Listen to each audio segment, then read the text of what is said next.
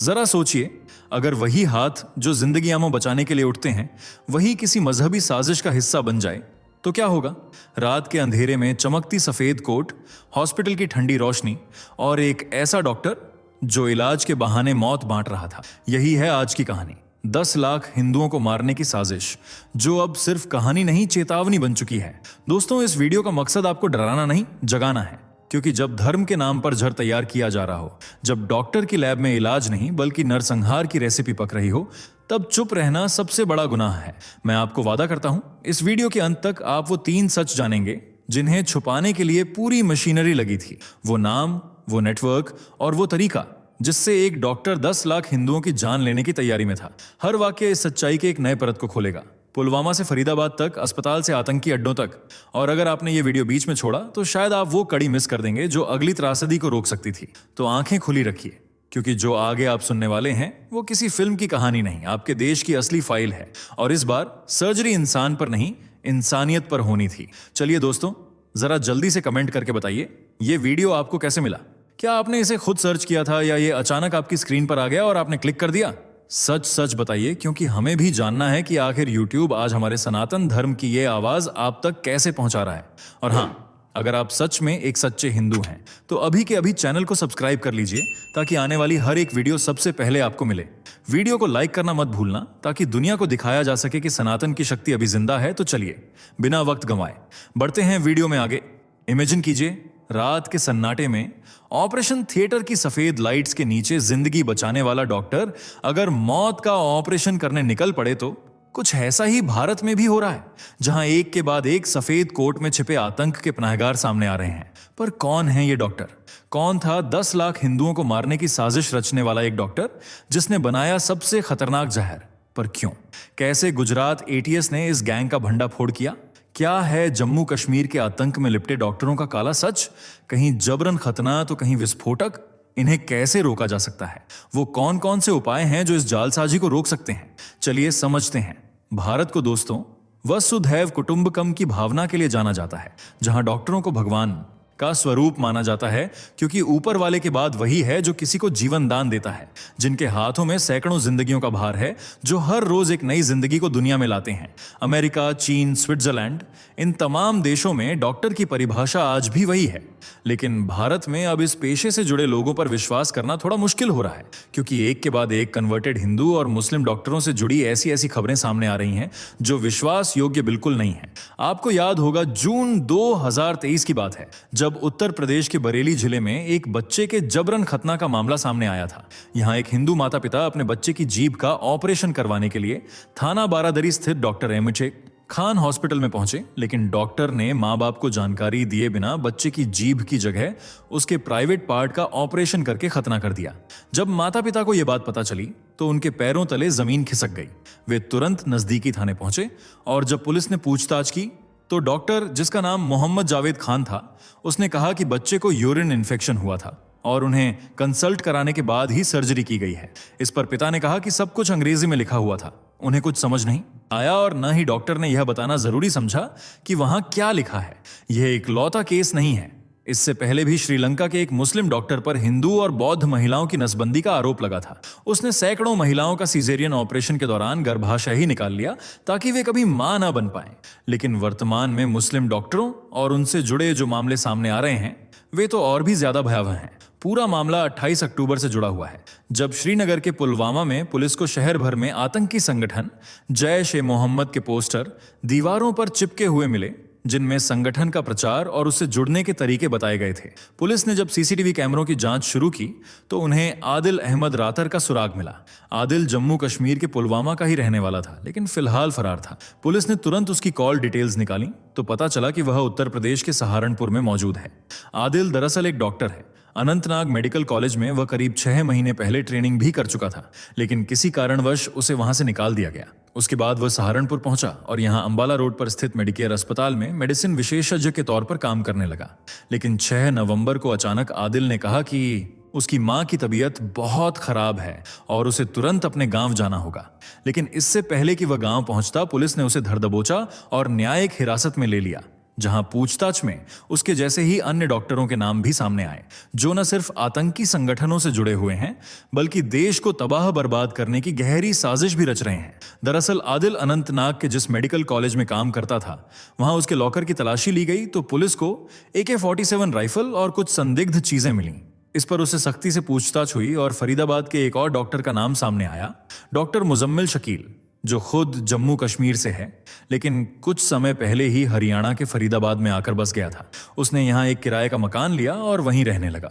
जब पुलिस ने इस मकान पर छापेमारी की तो उन्हें करीब 300 किलो अमोनियम नाइट्रेट, एक AK-47 और कई राउंड जिंदा कारतूस मिले। इसके बाद दिल्ली में 10 नवंबर की रात हुए बम धमाकों के पीछे भी इसी डॉक्टर गैंग का एक साथी उमर मोहम्मद को जिम्मेदार बताया जा रहा है, जो रेड फोर्ट के सामने कार लेकर पहुंचा और 2 दर्जन से ज्यादा लोगों की जान ले ली। और अब फरीदाबाद टेरर मॉड्यूल में एक लेडी डॉक्टर के होने की बात भी की जा रही है। एक तरफ तो धर्म विशेष के ये डॉक्टर देश को उड़ा देने की साजिश रच रहे हैं, तो वहीं एक डॉक्टर ऐसा भी है जो एक ऐसे खतरनाक जहर पर काम कर रहा था जो एक साथ 10 लाख हिंदुओं को मौत की नींद सुला दे सकता था, और उसने वह जहर लगभग बना ही लिया था।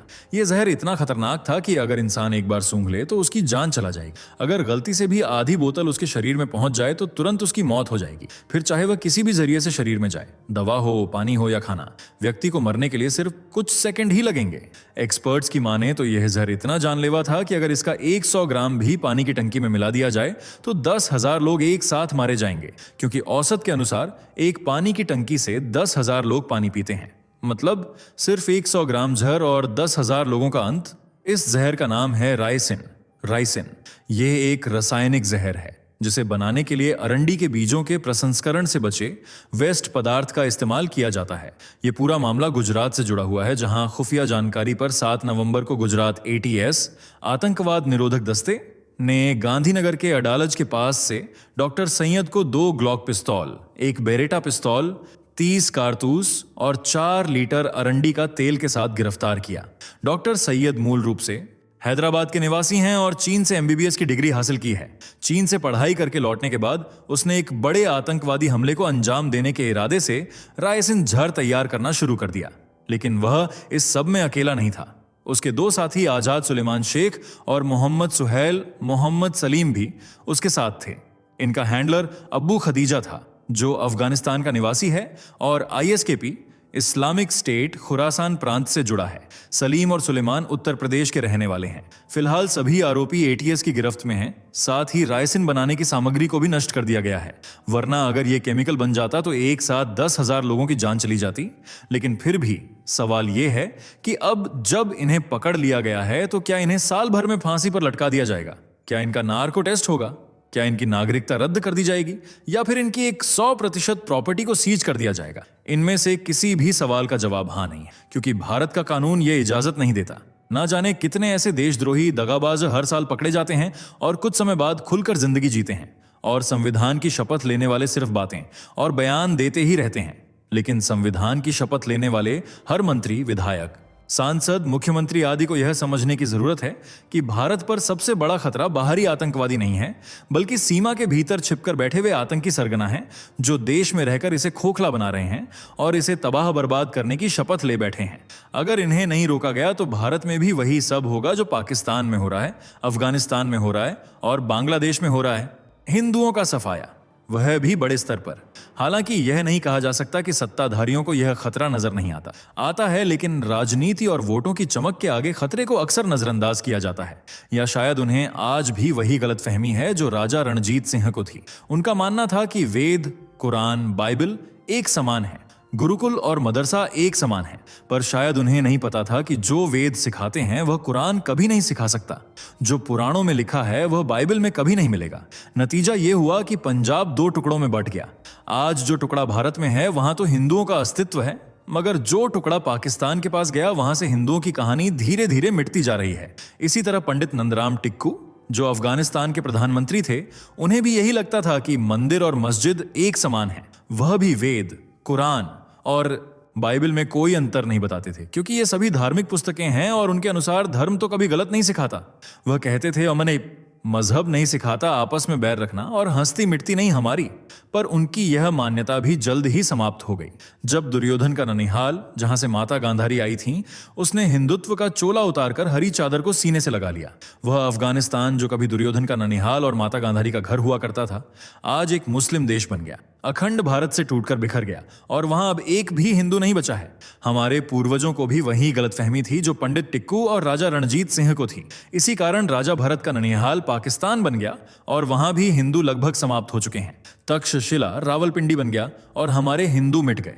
इसी गलतफहमी का शिकार वर्तमान में हमारे मंत्री, प्रधानमंत्री और राजनेता हैं, जिसका नतीजा हम पिछले 75 वर्षों में 9 राज्यों से हुए हिंदुओं के सफाए के रूप में देख चुके हैं, जबकि 200 जिलों और 1500 तहसीलों में हिंदुओं का अस्तित्व नहीं है। कुछ राज्य तो ऐसे हैं जहां हिंदू होते हुए भी नाम मात्र के रह गए हैं, क्योंकि धर्म विशेष के सामने उनका नंबर बहुत छोटा रह गया है।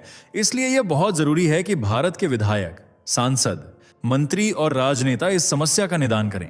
इस वहम को जहन से निकाल दें कि भारत एक सेक्युलर देश है, क्योंकि भारत तब तक ही सेक्युलर है जब तक हिंदू बहुसंख्यक हैं। जैसे ही वे अल्पसंख्यक हुए, धर्म विशेष के लोग सेक्युलरिज्म की तूती को उखाड़कर फेंक देंगे। यहां रहने वाला 90 करोड़ से ज्यादा हिंदू संविधान को मानता है, एकता, राष्ट्रीयता, समानता, एकीकरण और निष्ठा को मानता है। इसलिए यह देश धर्मनिरपेक्ष है, वरना कुछ लोग तो अब तक इसे इस्लामिक बना चुके होते। इसलिए यह सोच मत रखिए कि जो बाइबल में है वही कुरान में है और जो वेद पुराण और भगवद गीता में है वही दूसरे ग्रंथों में है, क्योंकि अगर ऐसा होता तो पिछले 2000 वर्षों में भारत के 25 टुकड़े न हुए होते और पिछले 200 वर्षों में भारत 7 हिस्सों में न बंट गया होता। जरूरी है कि इस समस्या का समाधान किया जाए, पर सवाल यह है कि समाधान है क्या। तो सबसे पहले, जब देश का विभाजन मजहब के आधार पर हो चुका है, तो मजहब के आधार पर नियम कानून क्यों चल रहे हैं? मजहब के आधार पर आयोग, मंत्रालय, बोर्ड या ट्रिब्यूनल क्यों चल रहे हैं? मजहब के आधार पर लोन और वजीफा क्यों दिए जा रहे हैं? इन्हें बंद कर देना चाहिए। और सबसे बड़ी बात, मजहब के आधार पर मदरसे क्यों चल रहे हैं? जब देश से मुगल जा चुके हैं तो मदरसों की क्या जरूरत? जब अंग्रेज जा चुके हैं तो कॉन्वेंट स्कूलों की क्या जरूरत? गुरुकुल आधारित शिक्षा व्यवस्था लागू क्यों नहीं होती? जबकि आज तक के इतिहास में कोई भी डॉक्टर जो गुरुकुल से पढ़ा हो इस तरह की संदिग्ध गतिविधियों का हिस्सा नहीं रहा। जब गुरुकुल से निकले छात्रों ने कभी हिंसा नहीं फैलाई, तो पूरे देश में इस व्यवस्था को लागू क्यों नहीं किया जाता? मदरसे क्यों चल रहे हैं जबकि हाल में जो डॉक्टर पकड़े गए हैं उनमें से कई मदरसों में पढ़े हुए हैं? बावजूद इसके, न तो हमारा सिस्टम जागने को तैयार है और न ही नेता। लेकिन इसे समझना होगा और सबसे पहले यह मेजॉरिटी माइनॉरिटी का खेल खत्म करना होगा।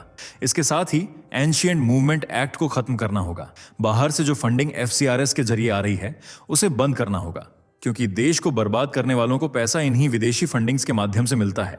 इसी तरह जितने भी अलगाववादी और आतंकवादी हैं उन्हें हवाला के जरिए फंडिंग मिल रही है। इसलिए हवाला को भी बंद करने की जरूरत है ताकि आतंकवाद पर रोक लगाई जा सके।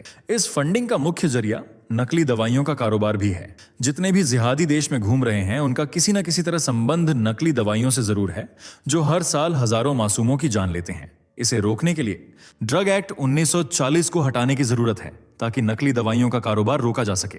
कहीं ना कहीं इस सब को रोकने के लिए साल भर के अंदर इन देशद्रोहियों को फांसी पर लटकाने, नार्को पॉलीग्राफ ब्रेन मैपिंग करने जैसे कानून पास किए जाएं, ताकि इनके बीच डर बैठे और भारत की आंतरिक सीमा सुरक्षा मजबूत की जा सके। आपकी राय में वे कौन से सुझाव हैं जो भारत को अंदर से मजबूत बना सकते हैं? कमेंट जरूर करें।